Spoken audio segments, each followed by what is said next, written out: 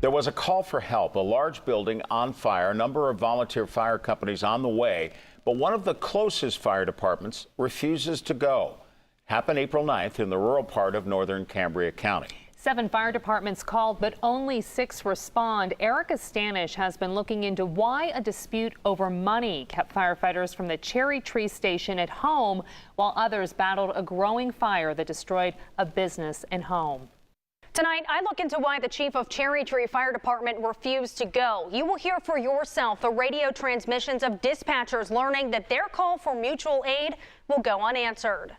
Hey, can we have station 520 for commercial structure fire?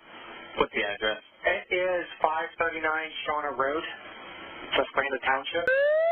Fire whistles sound as massive flames spread throughout the Susquehanna Hotel in Susquehanna Township, Cambria County. Dozens of men and women known for their brotherhood suit up, ready to fight. Hey, it's Indiana. Hey. 520 Chief says they are not responding to that structure fire. Emergency management tells us Chief 520 is from the Cherry Tree Fire Department, less than 5 minutes away from the fire, but over the line in Indiana County. They say it's the only department called that won't respond. 520 Chief said no one is responding? 520 is refusing to respond. When we arrived, first initial interior crews made an attack, and within probably not even a minute, it was through the roof and we evacuated. It started back in 2014 when Susquehanna Township had to cut back on paying surrounding fire departments for coverage. Hope Fire Company in Hastings were chosen, township officials say, because they answer the largest number of calls in their township. Those township officials broke down the runs for each department from 2010 to 2014. That's when Cherry Tree sent this letter to Susquehanna Township saying it will no longer respond to any calls for assistance in the township and asked that Station 520 be removed from all alarm plans. Going on to say after 40-plus years of providing fire protection to the township, it's a shame that 3 people can put so many lives in danger over trying to save $1. When I reached out to Township Supervisor Francine Ligda, she told me it all came down to money. And though they wish they could have kept all 4 stations, she says they were looking out for the township, for police and fire safety for residents, and it had to be done. Going on to say no other township their size pays that many fire departments. I got my hands on the township financial records to break down exactly how much they spent to pay for fire departments. In 2014, the township spent more than $34,000 for fire protection. That number included $7,000 to 4 stations, as well as money to cover thousands of dollars in workers' comp. Now compare that to 2016 expenses. The township is only spending almost $14,000 to 2 fire departments for protection. Now the township pays just under $34,000 a year for both fire departments and for Hastings Borough Police to patrol the area. Ligda says she feels it's a good deal for the township.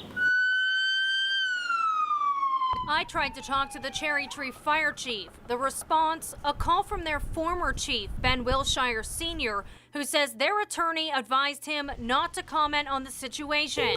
I reached out to Spangler Fire Company, also cut from funding 3 years ago, who still responds to fires in the township, and they say they gear up for the people. That's why we are volunteer firemen. We're here for the people's needs in an emergency situation, and that's why we are firefighters. We want to help the people, and when our neighboring companies need our help, you know, the Spangler Fire Company is going to be there. That's what we're here for, to help them out in their times of need. But Paul DeMai, the fire chief for Spangler, says his company also agrees with Cherry Tree, saying they shouldn't have been cut from funding in the township.